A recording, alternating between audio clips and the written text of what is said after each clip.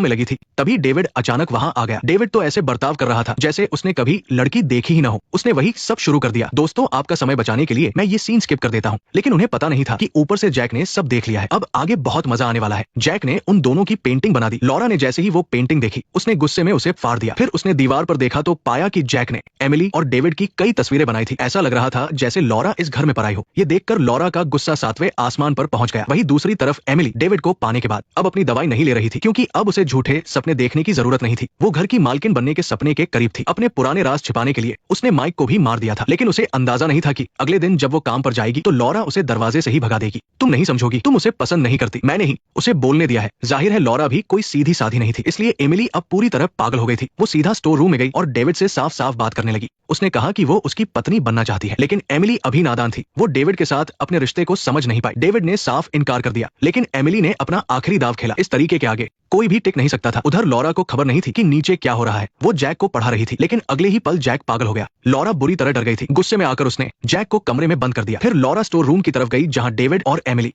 रंगे हाथों पकड़े गए। लॉरा ने बिना कुछ कहे आगे बढ़कर एमिली को चाकू मार दिया। Silence, silence, silence. उसी वक्त जैक भी बाहर आ गया और हाथ में खंजर लिए भागा। जख्मी एमिली लड़खड़ाते हुए वहां आई। उसने जैक को इशारा किया कि वो अपनी मां को मार दे, लेकिन यहाँ एक बड़ा ट्विस्ट आ गया। एमिली ने सपने में भी नहीं सोचा था कि वो खुद शिकार बन जाएगी। फिल्म के आखिर में डेविड ने एमिली की लाश के टुकड़े किए और आंगन में दफना दिया। दोस्तों, अब आप समझ गए होंगे कि एमिली शिकारी नहीं बल्कि शिकार थी। असल में लॉरा का पूरा परिवार ही पागल है। जैक को खुश करने के लिए उन्होंने जानबूझकर एमिली को नौकरी पर रखा था। पहले जो कुछ भी हुआ वो सब एमिली के लिए एक नाटक था। आंगन में सिर्फ एमिली की लाश नहीं दबी है। ये फिल्म का ट्विस्ट वाकई कमाल का था। ये कहानी एमिली के कब्जे की नहीं थी, बल्कि उस पागल परिवार की थी जो जैक के लिए खिलौना ढूंढ रहे थे। डेविड का एमिली को फंसाना और लॉरा का नाटक करना सब एक प्लान था। इस फिल्म का सबसे डरावना हिस्सा ये नहीं है कि आप किसी पागल से मिले, बल्कि ये है कि आप खुद को खिलाड़ी समझे, लेकिन बाद में पता चले कि आप किसी और के खेल का हिस्सा थे। ये फिल्म सिखाती है कि खुद को ज्यादा होशियार मत समझो, जरा सी लापरवाही और आप किसी का शिकार बन सकते हैं। तो दोस्तों, आज की वीडियो यही खत्म होती है। अगले वीडियो में एक और बढ़िया फिल्म की कहानी लाएंगे। फिर मिलेंगे। नेक्स्ट पार्ट देखने के लिए वीडियो को लाइक करो।